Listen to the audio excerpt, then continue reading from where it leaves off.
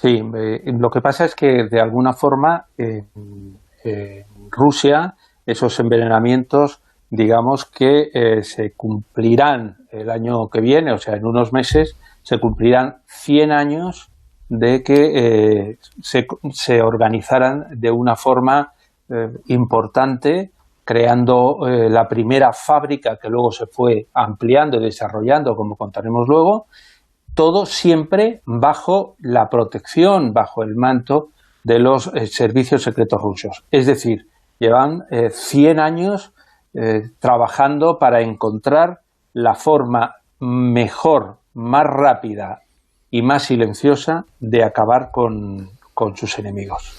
Vamos a hablar de un caso concreto que se ha hablado bastante estas semanas.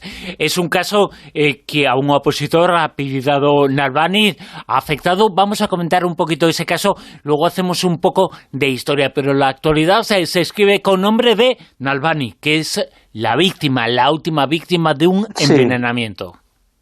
Veréis, Navalny es un político ruso que ha destacado y que se hizo famoso porque tenía un canal de YouTube que era el Fondo de Lucha contra la Corrupción.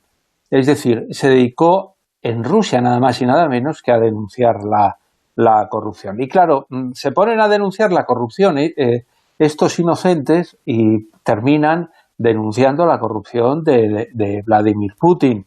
Este le acusó, entre otras cosas, de financiar sus campañas con el dinero del Estado y de gastarse auténticas fortunas en sus casitas, le llaman residencias de verano, ¿no?, de descanso, que tiene unas cuantas.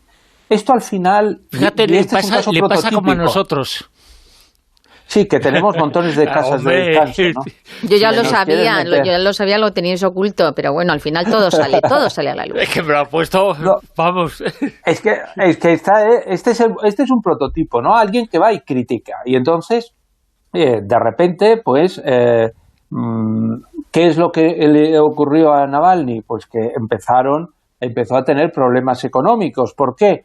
Porque él, que denunciaba la corrupción, el Estado, los fiscales, empezaron a acusarle a él de blanqueo de dinero. Conclusión, le bloquearon las cuentas, le bloquearon las tarjetas bancarias, pero no creéis que se las bloquearon solamente a él, se las bloquearon a él, a su mujer, a sus padres, a sus colaboradores. Bueno, total. Madre mía, el 20 de julio cerraron esta ONG, la tuvo que cerrar él, ¿no? ¿Qué fue lo que pasó? Entre medias, con los líos de esta ONG, en julio de 2019, Navalny, ¿dónde estaba? Bueno, pues estaba metido en la cárcel, hace un año. ¿Y por qué estaba metido en la cárcel? Bueno, pues porque había convocado manifestaciones no autorizadas. Bueno, estaba en la cárcel, ¿y qué fue lo que pasó? Pues que algo le sentó mal. Algo le sentó mal y le dio lo que los médicos dijeron, una reacción alérgica aguda.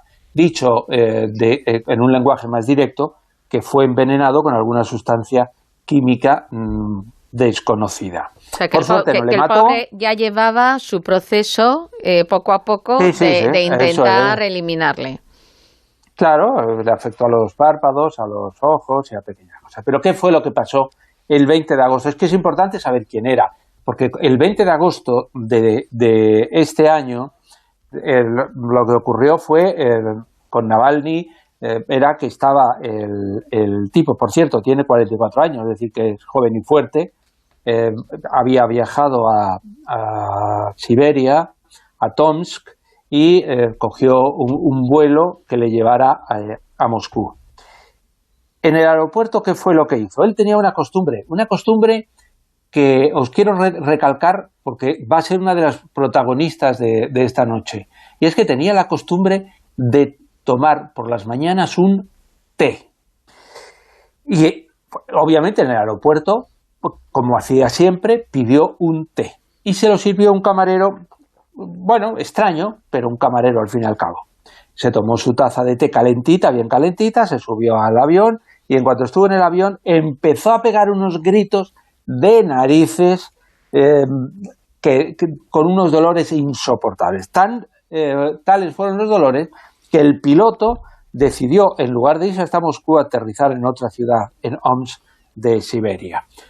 Rápidamente lo llevaron al hospital y los médicos rusos lo que decretaron es que había tenido unos problemas de metabolismo debido a que había tenido un bajón de azúcar. Pero se estaba muriendo y como empezaron todos a decir, oye, que aquí en Rusia envenenan a todo el mundo, bueno, pues se hizo la campaña internacional y al final consiguieron que lo trasladaran a un hospital de Alemania, la Charité, y allí llevaron unas muestras a un laboratorio especial del ejército alemán y allí decretaron que le habían envenenado con Novichok. Novichok es un agente nervioso desarrollado en los años 70 en la Unión Soviética, que está considerado un arma química. Madre mía. Y que pertenece a un programa militar de hace un montón de tiempo, con una característica, que es más sofisticado que el sarín y más difícil de identificar. O sea, que encima igual, es por apuntar algo más, hasta igual el veneno estaba hasta caducado. Porque si llevaba tanto tiempo, ¿no?, ahí metido claro. En ese sistema, en esa operación. Fijaros, es algo que lleva investigando desde hace un montón de tiempo. Este tipo de cosas se han investigado en muchos países, es decir, este tipo de armas químicas, incluso en España, que lo hemos hablado en algún momento en La Rosa, ¿no? El problema es quién lo usa, y este es el problema, que hasta ahora solamente lo está usando el servicio secreto ruso, ¿no? Y lo utiliza con cierta libertad, porque os recuerdo que hace 2 años también se utilizó el Novichok contra un desertor ruso, con Sergei Skripal, en Londres. Pero en aquel momento la reacción fue mucho más dura, porque ahora mismo el gobierno alemán pues dice es un hecho impactante, condenamos este ataque, por Dios, qué malos son pero hace 2 años, cuando el ataque contra Sergei Skripal en Londres, la OTAN retiró la acreditación como castigo a 10 de los 30 miembros que tenían acreditado la delegación rusa, ¿no? ¿Qué quieres decir? Por ejemplo, ¿que los alemanes no quieren enfadar a los rusos ahora? ¿Hay alguna razón que ahí que nos quieres contar? He empezado por la OTAN, porque la OTAN hace 2 años adoptó medidas que ahora no ha adoptado.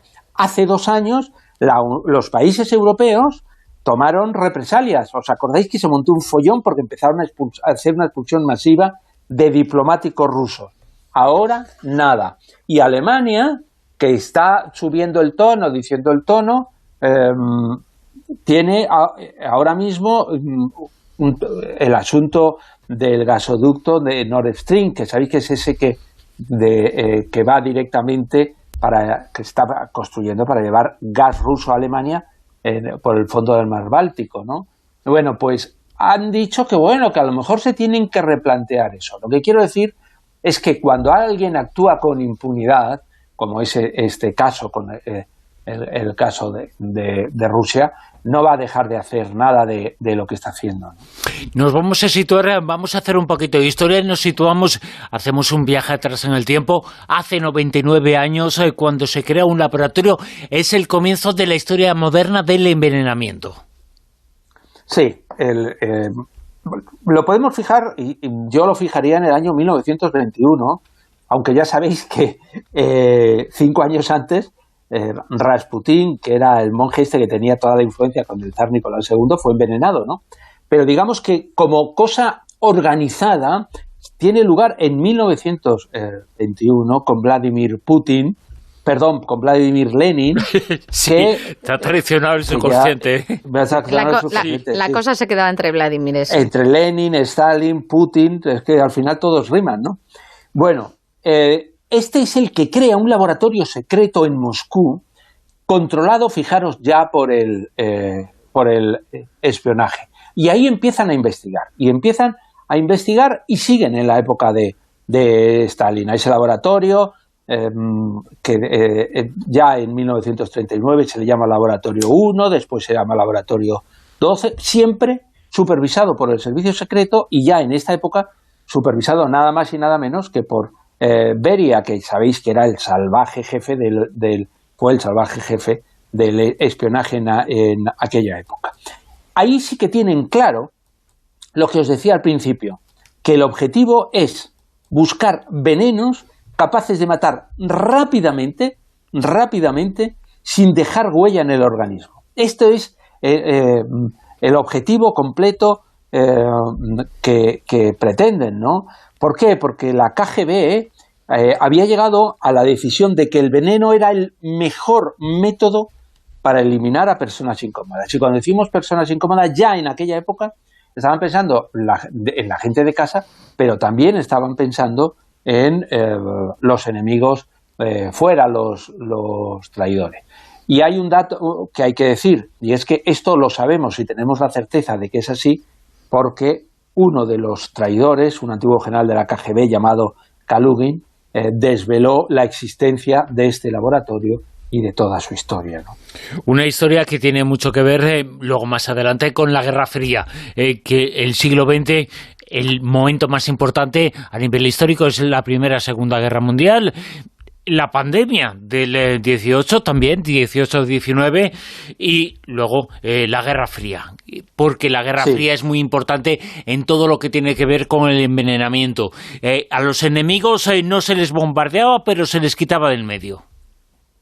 Efectivamente, hay una forma discreta, como os he dicho, que no deja huella y que es muy difícil de identificar quién lo ha ejercitado, ¿no? Porque lo que está claro es que de todos los venenos que vamos a hablar son venenos militares, son venenos fabricados militares, espías, ¿no? Pues, es decir, todos estos, ¿no? No hay nadie más que los tenga, ¿no?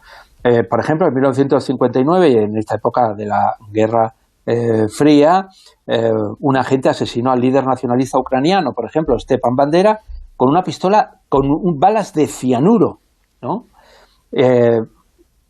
Y siguieron avanzando. En el 78 ya, digamos que se constituye ese laboratorio y se convierte en el Instituto Central de Investigación de Tecnología Especial, que pertenece al KGB. Y al año siguiente de esta creación se hace uno de los casos más famosos y más de película de la historia de los envenenamientos, ¿no? Que es el caso del paraguas búlgaro, ¿no? Había un disidente búlgaro que se llamaba Georgi Markov, que había escapado, estaba en Inglaterra y se había convertido en colaborador de la BBC. Era la época en la que la BBC hacía programas muy especiales para los países del Pacto de Varsovia. Bueno, pues un día Markov estaba esperando un autobús en el puente de Waterloo en Londres y sintió como un pequeño pinchazo en la pierna, ¿no? Entonces se volvió y era un señor, le pidió perdón porque le había dado sin querer con su paraguas, ¿no? Bueno, tardó unas horas en ver los efectos y terminó muriendo. Fijaros, era ricino y tardaron mucho tiempo, pero al final tuvieron la suerte de escupirlo, ¿no? O sea, que los artilugios, Fernando, los artilugios de James Bond, claro, lo estaban usando ahí en pleno jaleo. Claro. Es decir, porque al final es muy importante encontrar cuál es el medio en el cual no te van a descubrir. Es decir, que todo esto son operaciones muy bien meditadas. Por cierto, operaciones que en los años 90 de alguna forma se acaban con la llegada de Boris Yeltsin. Y se acaban porque... Que se tambaleaba, pero no era por veneno, ¿eh? No. Él se tambaleaba, tenía la nariz roja, ¿no? Sí, por eso, pero bailaba, no por veneno. Bailaba muy bien también. Pero fijaros que él tenía se pasó una etapa en la cual Rusia y Occidente se llevaron mejor y llegó el extremo en que en 1999 técnicos de defensa de Estados Unidos viajaron a Uzbekistán para ayudar a descontaminar una zona que era en la cual ellos hacían las pruebas, los ensayos de este tipo de veneno. Pero vamos, esto duró lo que duran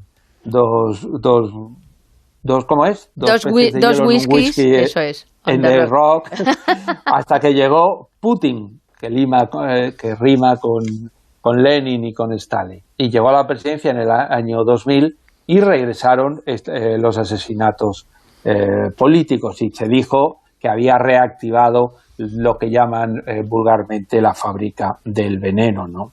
En 2004 el primer caso fue el de un antiguo guardaespaldas de Putin que no se debía portar bien y murió después de beber un té en una oficina del FSB. Con lo que me gusta a mí el té, no voy a pedir, si voy a Rusia alguna vez no voy a pedir té.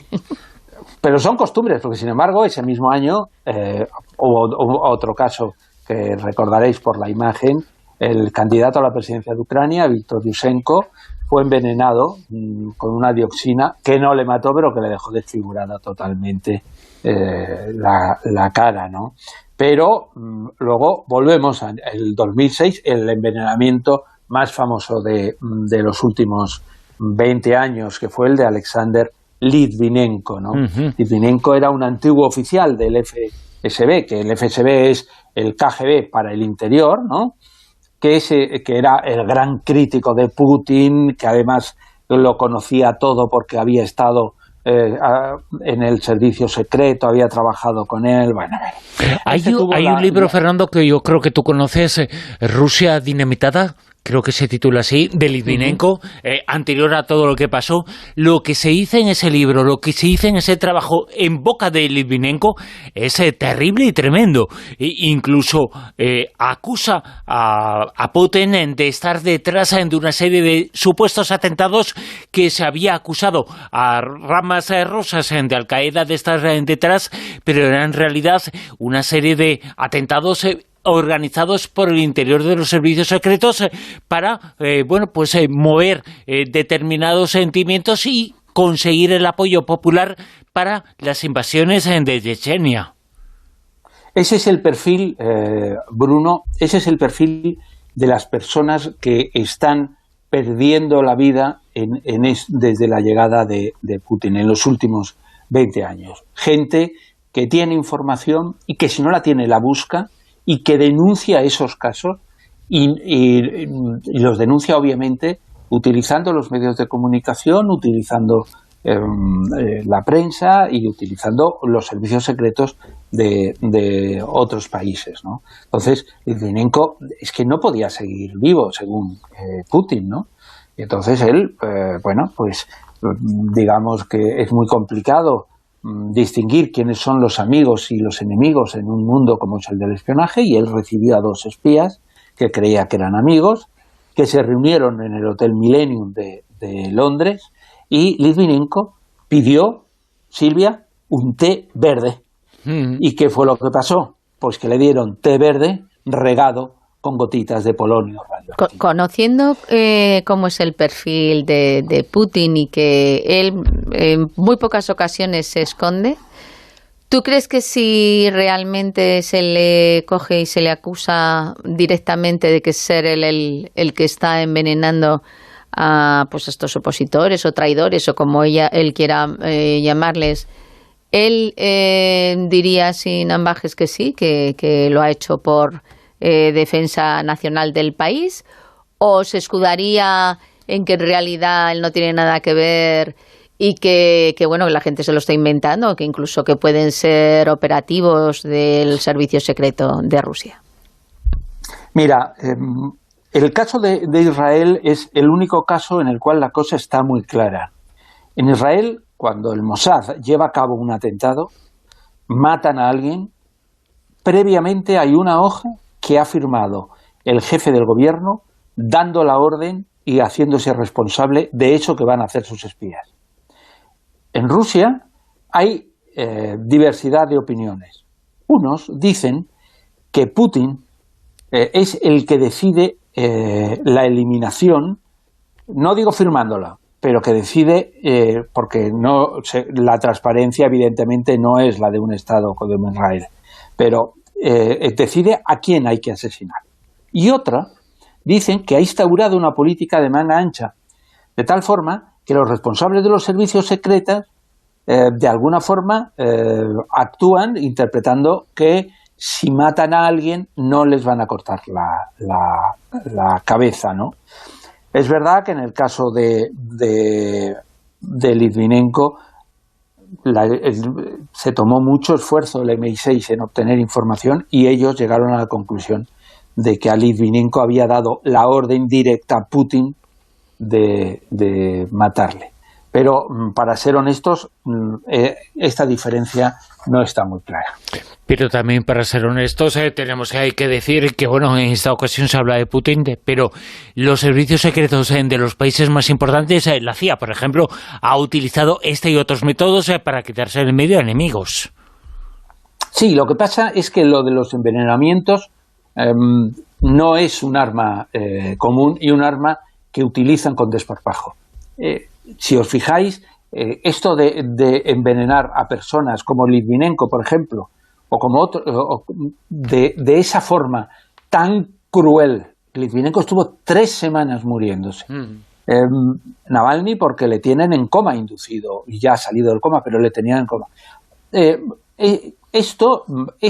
Esta publicidad que dan de tú nos traicionas, tú te metes con nosotros y vas a morir, y además vas a morir sufriendo de una forma tan descarnada, es lo que distingue de alguna forma a este tipo de asesinato.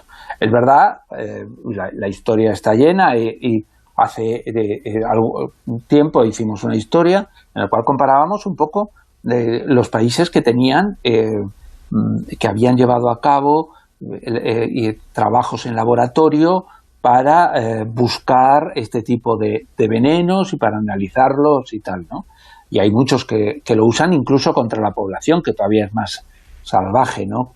Pero de verdad que yo creo que hay un cierto gesto de chulería en estos muertos, cuando lo normal es que tú liquidas a alguien, te lo quitas del medio y punto redondo a otra cosa, ¿no?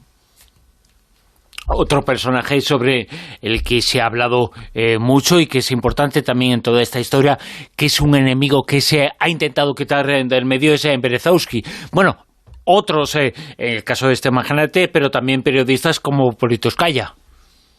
Sí, lo que quería contaros, hablando de envenenamientos, es que hay una cierta costumbre de acabar con las personas, y al final no tienes, si no puedes envenenarlos, los matan, sin que sepamos quién ha apretado el gatillo, ¿no?